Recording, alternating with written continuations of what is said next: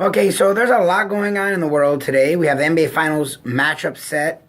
Well, it's the match we thought it was going to be all year long. That seemed to be a little derailed for a second with what the Raptors did for a couple games versus the Cavs, and what the Thunder did in 3 games versus the Warriors. But we have Cavs Warriors rematch of last year. Both teams seem to be better, seem to be on better footing. We seem to have a great matchup. I don't think so. I think the Warriors will win in 5 or 6 games. I think LeBron will do all he can, but it won't be enough. The Warriors are just too good, and the Cavs don't have enough. That's my opinion, and I think the Cavs will lose again, and LeBron will be 2-5 in finals. You have the Marlins coverage issue that we talked about yesterday with Craig Minervini. The Marlins aren't covered enough. Here's the deal. No one cares.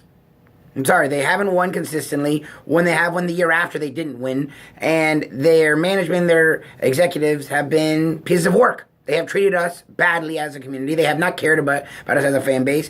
They got a stadium under the darkness and cheated their way to get a stadium. And then they spit in our face. And then they don't keep anyone around long enough for us to know players. We'll see what they do with this core of players. Let's see if they win. If they win, people will support them. But until then, no one supports them, so why would we talk about them? I love Craig Minervini, and he's right. If something good happens, we should talk about it. We don't have to degrade it. However, to just cover them, why? The fan base doesn't care. It's a waste of our time. So we are the home of the Marlins. We'd love to talk Marlins on the show. No one cares. We've tried, and it's a dead issue. The big issue was the gorilla in Ohio. And there's 2 sides, and it makes sense. Look, you should have the railing higher. Kids shouldn't be able to fall in. Okay, or parents should be parents. That's pretty much it. And I get it. It's just a gorilla. It's just an animal. A kid matters more. True. And that's what they did. They took out the endangered gorilla and let the kid live. Okay. The kid's 3. I understand you turn your back for a second in a store and a kid can run away. Not in a zoo. Not around a gorilla. I don't have kids, but I have nieces and nephews that I've been alone with and played in public, and I've never lost them, let alone at a zoo. People need to open up their eyes. Animal rights, oh, it's too much. No, it ain't.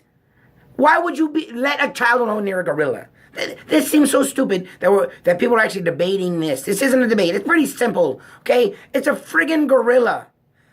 Watch your kid. If you're going to go to the zoo isn't the daycare. When you're out at the zoo with your child, pay attention to your child and be a parent. If you don't want to be a parent, don't have kids. It's pretty simple.